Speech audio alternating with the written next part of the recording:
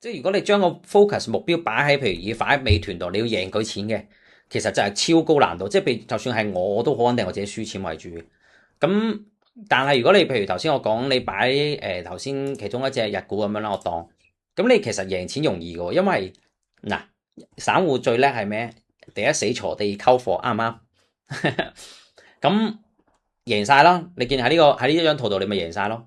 因為你買完，如果佢跌，好似譬如你啲好 touch 講佢喺呢啲位1700買啦，咁佢跌到1600左右，1600多啲啦，咁你咪買咯，溝貨咯，咁咪贏咯。就算唔溝死錯又贏啦。又或者呢啲咁樣去到1900，突然間回到一嘢回到1800樓下啦，溝貨咁又贏，唔溝又係贏，溝又係贏多咗。咁因為你揀啱咗隻股票啊，個重點唔係你嘅操作好啊，重點係你揀啱咗一隻長升長有嘅股票。所以咧喺我哋投資嘅第一重大核心咧，就係你首先要揀啱股票。你揀啱一隻長升長有嘅，你嘅難度就會大大咁降低。